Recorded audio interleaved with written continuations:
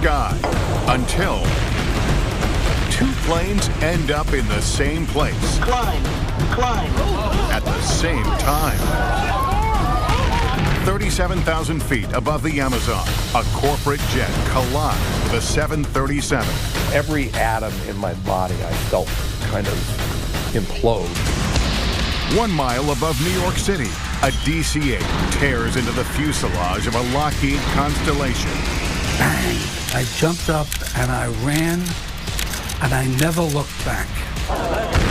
Over San Diego, a 727 slams into a Cessna, and it's caught on film. I knew it was big, I knew it was bad, but we didn't know it was a plane crash. Outside Los Angeles, a small plane smashes into a DC-9, decimating several homes below. It just smelled like death, like smoke and death. Eyewitnesses and survivors tell their harrowing stories, and dramatic animations put you right there with the troubled aircraft. That big sky just got a lot smaller.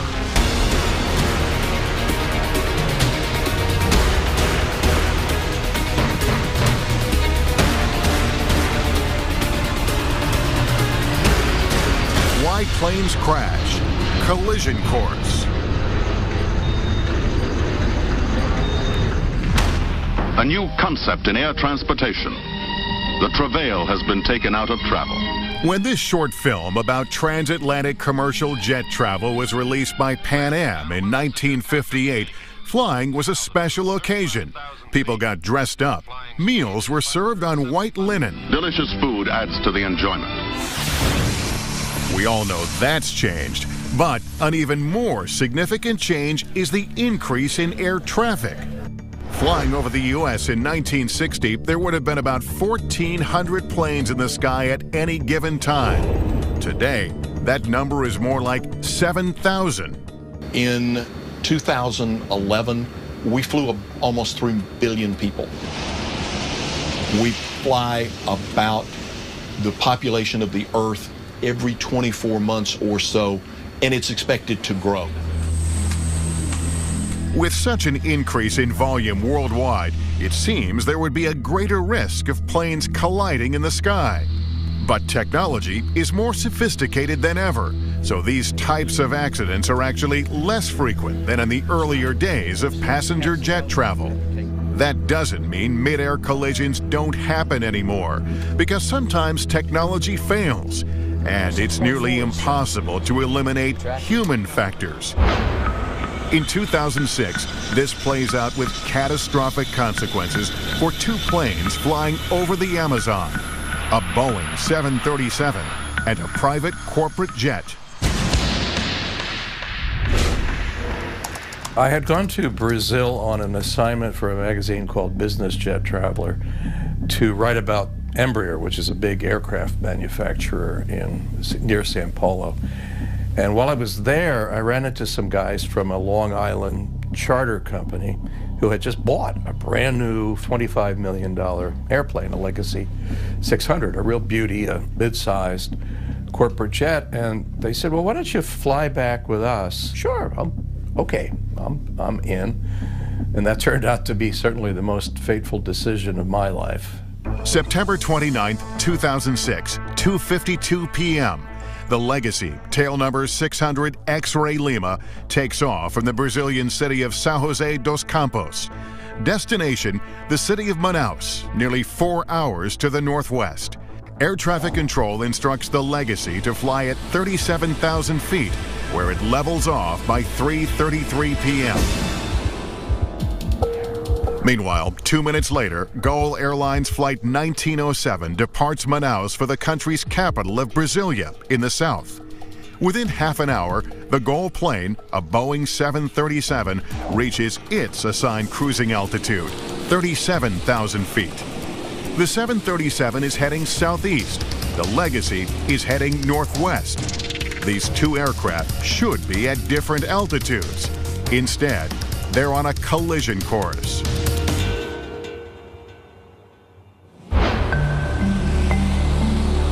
It was a beautiful day, some puffy white clouds in the sky, but nothing obscuring our view. and we took off for what was to be a routine flight. We were flying with very competent pilots in a brand new airplane. What could be bad about that? Both sets of pilots are in contact with air traffic control, operated by the Brazilian Air Force. But starting at 4:02 p.m. northwest of Brasilia, there's a problem. The Legacy's radar data is no longer being received by air traffic control. At some point during the flight, the transponder, which provides altitude information to the controller, inadvertently disappeared. A transponder is critical, not only to relay key information to air traffic control and nearby planes, but also in order to enable TCAS, the Traffic Alert and Collision Avoidance System, which warns pilots when another plane is too close. Traffic. And advises preventive action. Climb. In addition to the missing transponder signal, which is preventing the Legacy from sending its data, there's another problem: well-documented radio dead zones over the Amazon. Beginning at 4:26 p.m., air traffic control and the Legacy pilots make several attempts to verbally communicate, all unsuccessful. Under normal circumstances, they would acknowledge each other's calls. Brazilian air traffic control system, in its overall shoddy performance, had misprogrammed its own consoles so that it had given 5 radio frequencies for the area that the pilots were in, 4 of which were in complete error. Had nothing to do with that sector. Unbelievable, right? But that's the way it was. Even though air traffic control clears the Legacy to fly at 37,000 feet, when one controller hands the plane off to his replacement at the end of his shift, he tells him incorrectly the plane is at 36,000 feet. In reality, the Legacy and the 737 are at the same altitude, traveling at about 500 miles an hour apiece. So when they do collide at that high velocity, there is typically total destruction of the aircraft. By the time radio contact is made at 4:53 p.m., the connection is so bad, the Legacy pilots and controller can't understand each other. The planes are closing in. Everybody was sort of dozing or working. I hear and feel bang. And the loudest noise I've ever heard, now I was in Vietnam and I've heard bombs, just bang. And every atom in my body I felt kind of implode. Because of the angle at which the planes collide, the 737, though much larger, takes a far worse hit than the Legacy. One of the wings, which has a winglet on it, actually sliced through the 737 wing. There's a lot of flight control systems that are damaged. It rendered the airplane incapacitated and uncontrollable. And as the 737 went out of control, of course, the aerodynamic forces actually caused it to start to break up in flight. Everyone on board the Legacy knows something bad has happened, but they don't know they've collided with another aircraft. They don't even know their plane is damaged until Joe Sharkey looks out his window. I open my window shade and I look out, and this is a sight I'll simply never forget, because I'm looking at the wing and part of it is missing, and it's a jagged bit of metal. They need on the ground, and they need on the ground in a hurry. They need the first available airport.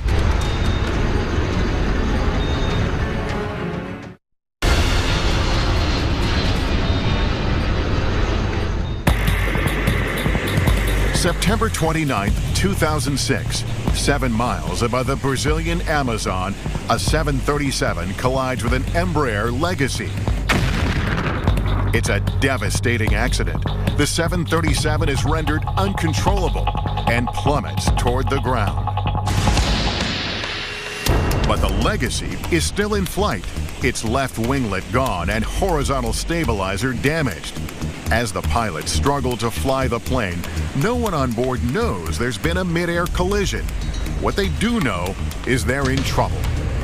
To think that you may not see your family, or that they're going to read about you and see about your death and on TV and on the newspaper, it was a horrible thought. I wrote a note to my wife and figured, well, maybe they'll find the note. I said, I love you. Our time together has been golden. And, you know, I'm sorry I'm going to die, but, you know, I said it in a way that was nice. Like most plane crashes, a series of events, not just one, led to the collision over Brazil. Two planes fly straight toward each other after air traffic control put them at the same altitude. Radio black holes over the Amazon limit communication between controllers and the legacy pilots. And for nearly 1 hour before the collision, the Legacy's transponder doesn't transmit. So two controllers working back-to-back shifts don't receive its signals. A competent controller would spot that within 2 or 3 sweeps. There's a sweep every 10 seconds, within 20 or 30 seconds. This plane disappeared in that sense for 50 minutes, not 20 or 30 seconds. Within 3 minutes of the impact, the transponder is reactivated. But the Legacy is now compromised. It needs to land soon. The longest 35 minutes I've ever spent in my life, you know, wondering, were we going to make it down safely, wondering with every turn, would they lose control of the airplane? The closest runway is a military base, literally an airstrip in the middle of the jungle. As the pilots desperately try to get the plane there, it's a white-knuckle moment for everyone on board. We were within 5 minutes of not flying anymore. It was clear, the trees were coming closer and closer, and I thought, well, here we go.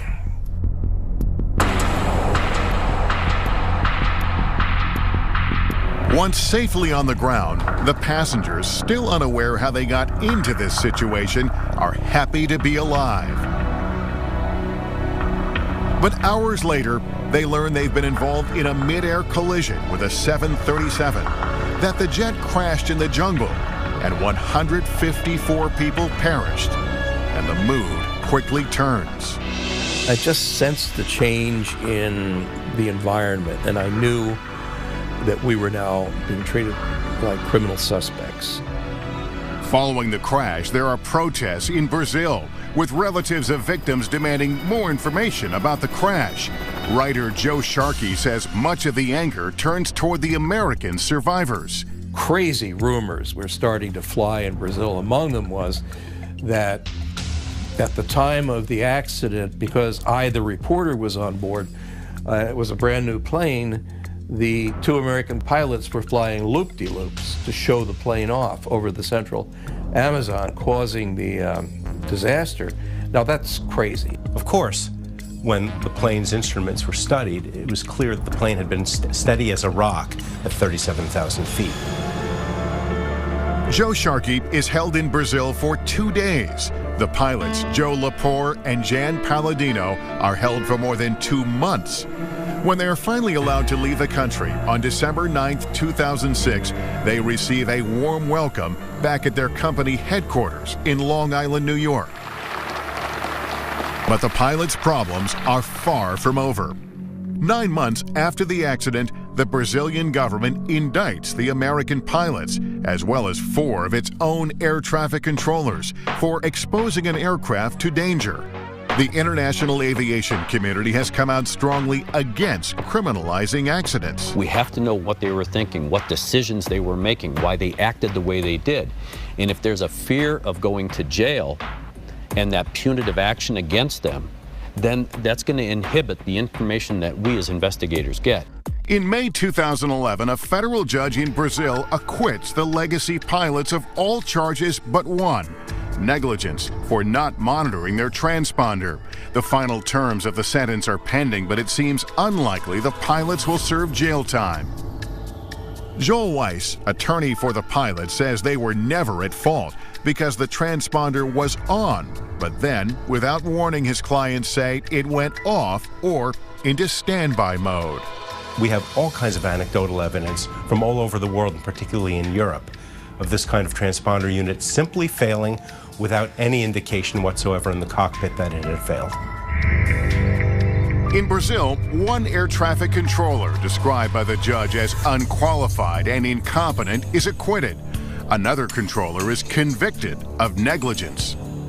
In its final report, SENIPA, Brazil's NTSB equivalent, acknowledges the failures of the Brazilian controllers as well as the legacy pilots, stating that both parties should have become aware of the loss of radio communication far sooner than they did.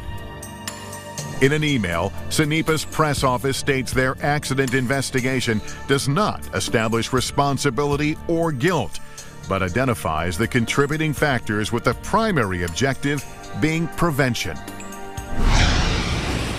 When we come back, more mid-air collisions over two of America's biggest cities.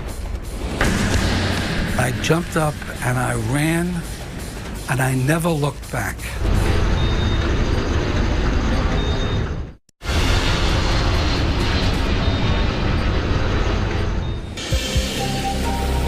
Before there was a modern air traffic control system, the burden of maintaining separation between commercial aircraft fell mainly on pilots. They kept their distance using what's called visual flight rules, otherwise known as C and B scene. Think of it as driving your car. You avoid traffic by seeing it and not putting your car where there's another car.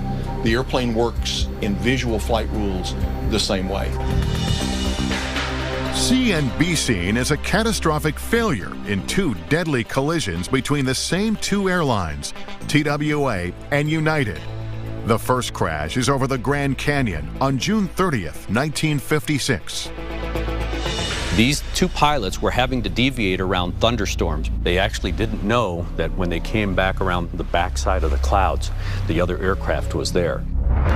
The United DC-7 and TWA Lockheed Constellation, or Super Connie, collide at 21,000 feet. At the time, it's the deadliest accident in aviation history. The tragic aftermath of Saturday's TWA United Airlines crash, which claimed 128 lives. It was a watershed event. It was one of those accidents that we as a society said we're not going to have that anymore. The collision prompts the Federal Aviation Act of 1958, which creates the FAA, whose mission is to provide the safest, most efficient aerospace system in the world. Unfortunately, change doesn't happen quickly enough. It's a dreary December morning in 1960 when TWA and United have another catastrophic incident, this time over New York City.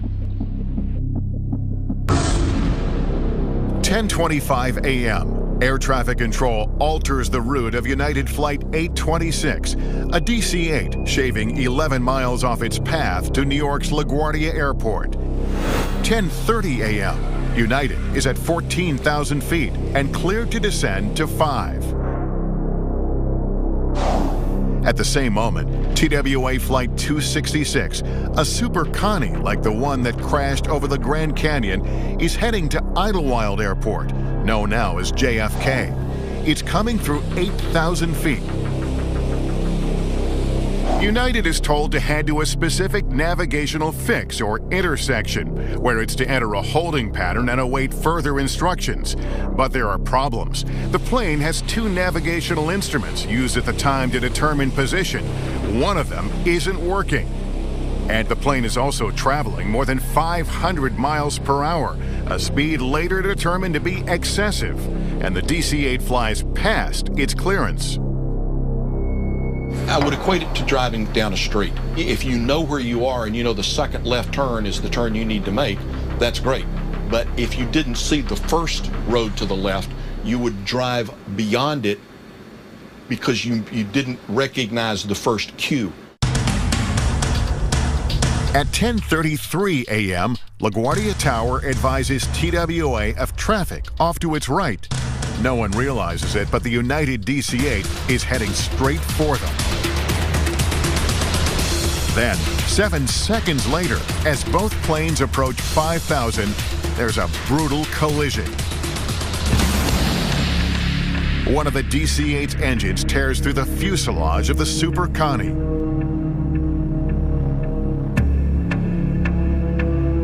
The TWA plane breaks into pieces and goes down on the spot, crashing in Staten Island's Miller Airfield. But the United jet manages to stay aloft for 8.5 more miles until it's over Park Slope, Brooklyn, where Tom Regan, then 20 years old, is standing on the street. I crossed the street at 7th Avenue and Sterling Place, just stepping on the corner, when I heard a loud whine.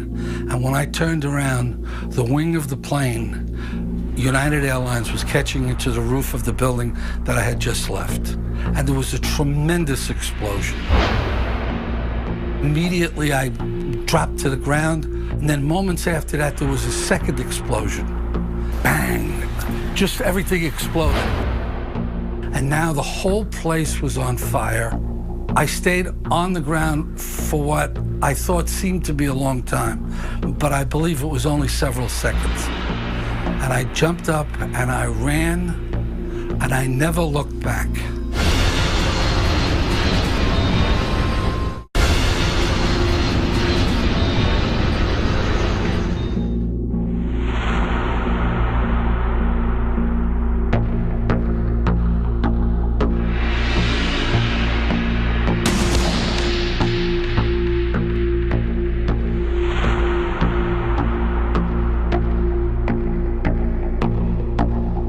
A tremendous explosion.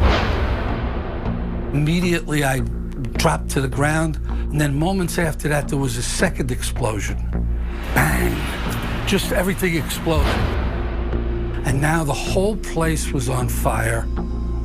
On the street, people are astounded to learn there's a single survivor, 11-year-old Stephen Baltz of Wilmette, Illinois, who's thrown from the United plane into a snowbank.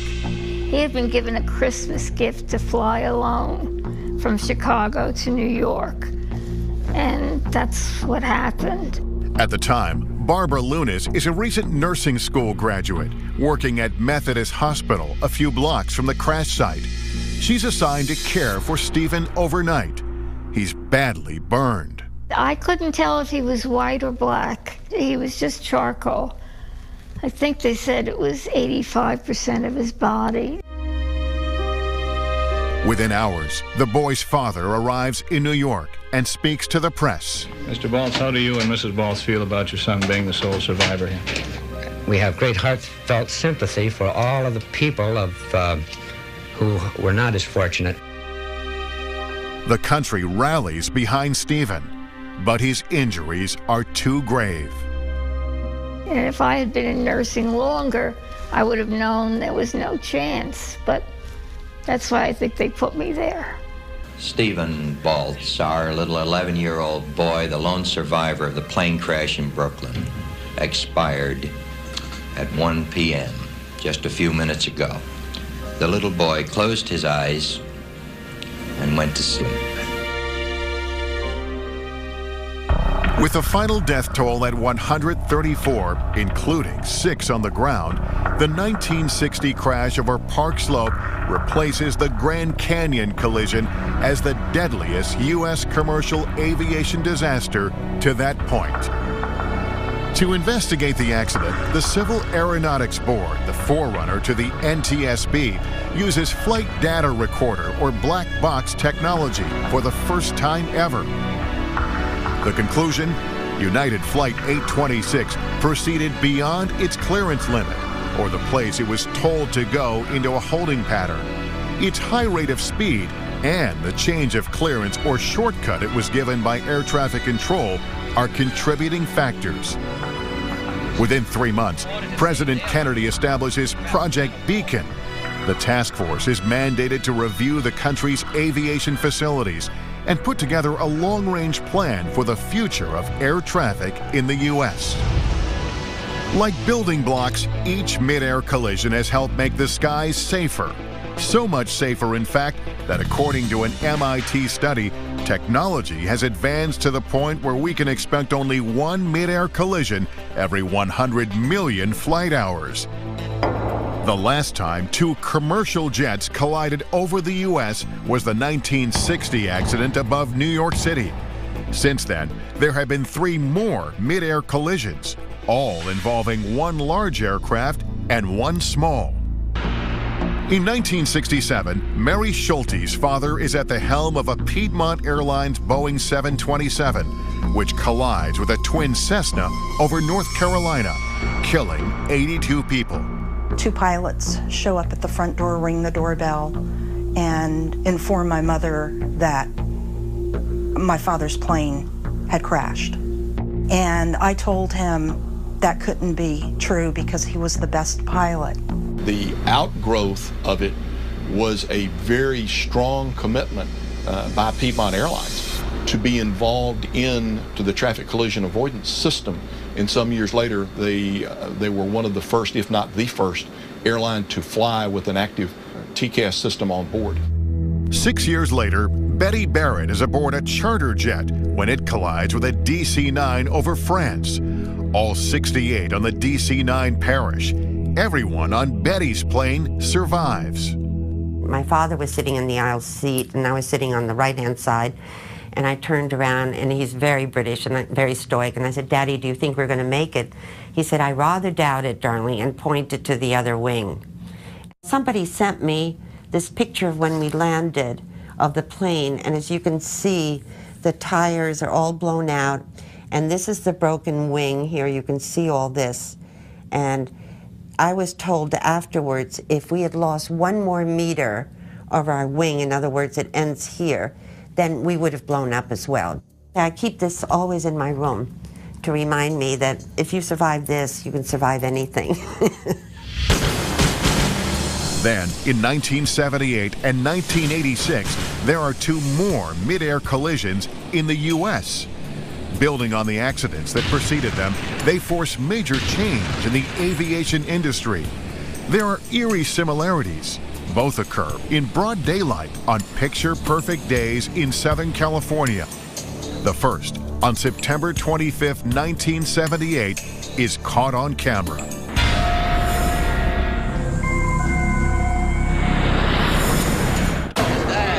We heard a loud crash overhead and looked up to see part of a small Cessna airplane spinning to the ground. Then suddenly we heard a thunderous crash that sounded like a bomb hitting.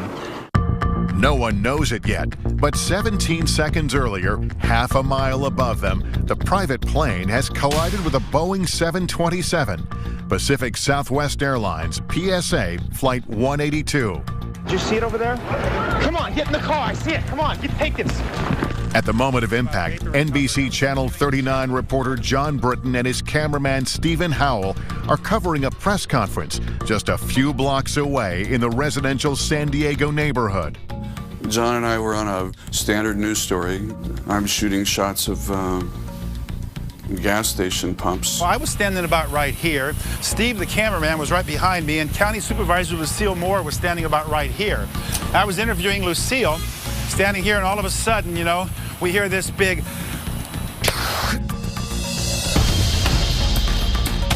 Something started falling out of the sky. People started just going, oh my gosh, oh my gosh. And I just clicked the camera on right away and just moved out to the left side. And I'm looking up, and there's like something looks like a comet coming down from the sky. The photographer for the county, Hans Wendt, he's standing over here on this side.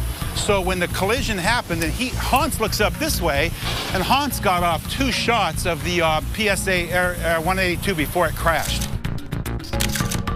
When I looked up, all I saw was the airliner with the engine on fire, and it was starting to bank to the right. And a big chunk of the leading edge of the wing was torn off. So I knew that the plane, you know, had to crash. It couldn't possibly survive. And everything happened very fast. I just got off 1 shot, sort of by instinct, and the second picture was almost a silhouette. Cameraman Steve Howell and I rushed to the scene 2 blocks away. There were several homes involved in a raging fire. There was thick black smoke shooting 300 to 400 feet into the air. Just as a wall of flames. I'm going, it must have been a gas main or something, you know. I mean, how could this be? This was the largest thing that had ever happened to me in my news career to that point, and I knew it was big, I knew it was bad, but we didn't know it was a plane crash. When we come back, how an assumption leads to tragedy. They're required to tell air traffic control that they no longer have the Cessna in sight. That didn't happen.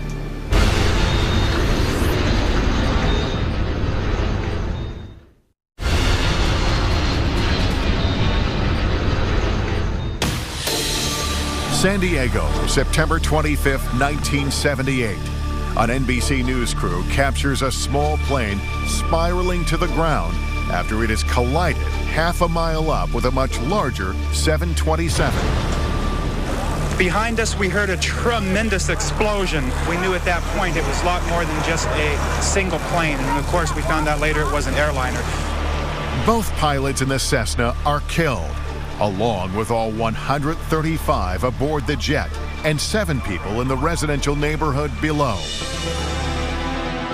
Police set up a makeshift morgue at a nearby high school, and immediately the questions begin. Who's at fault? What caused this tragic accident? How could it have been avoided? To understand what happened, it's critical to know what transpired between air traffic control and the PSA crew in the 2 minutes leading up to the collision. As the Boeing 727 was approaching San Diego, they were told about a small general aviation airplane. It's a Cessna. Do you see him? And the PSA flight crew said, yes, we see him. At that point, the PSA crew became responsible for maintaining separation. The crew initially saw the airplane, but then at some point lost sight of it. They talked about it amongst the 3 pilots that were in the airplane. Yeah, do you know where that Cessna 172 is? I think it passed off the right side. 182, roger. They're required to tell air traffic control that they no longer have the Cessna in sight. That didn't happen. The Cessna 172 actually deviated without clearance from its assigned heading. Unfortunately, it was in a position that was directly in front but below the 727. The crew couldn't see, just looking out the window, where the airplane was because it was below their field of view. PSA 182, clear to land. 182 is clear to land. Tower, we're going down. This is PSA. Okay, we'll call you equipment for you. The 172 struck the leading edge of the right wing about halfway across the span, and that is the famous picture. You see smoke and fire trailing from the right wing of the Boeing 727.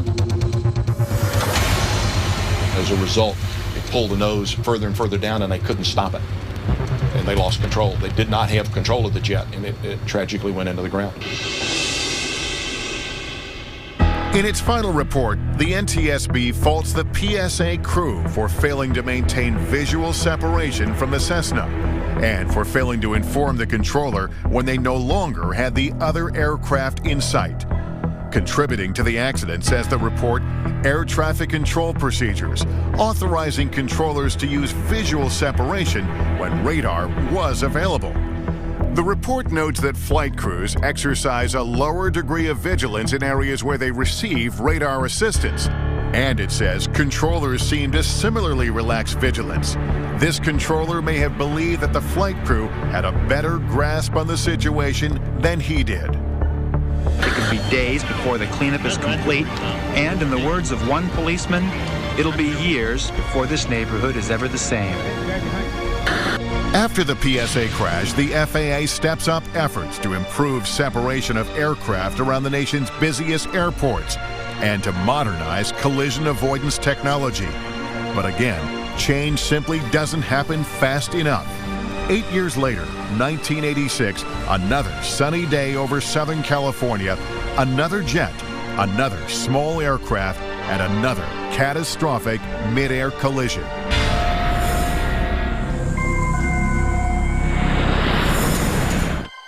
It was a Sunday. It was in August. And my brother and I were playing on the driveway. My father was sitting on the lawn, and we were on our bikes. And I remember my brother just very casually said, "Look, there's a plane on fire, and it's coming down on our house." 6,500 feet above Cerritos, California, a suburb east of Los Angeles, a privately owned Piper Archer has strayed into the path of Aeromexico Flight 498, a DC-9 with 64 people on board. At the time, Corinne Kingsbury is 5 years old. My father came and swooped us and brought us into the garage. And our garage door was obviously open. And he said to us, "We're going to die." I remember it shook the ground and it just exploded. 8 homes destroyed, 5 more severely damaged, 24 dead on the ground, and that number may go higher.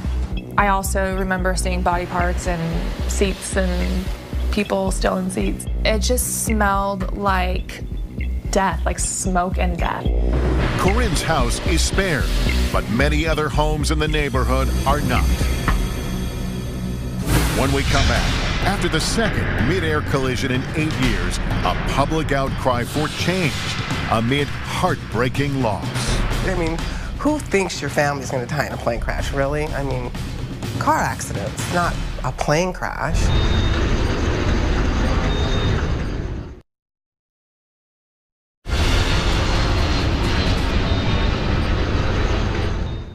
Good morning. The news from Cerritos, California keeps getting worse. There are officials searching through the ruins of Sunday's mid-air crash have found 15 more people dead on the ground.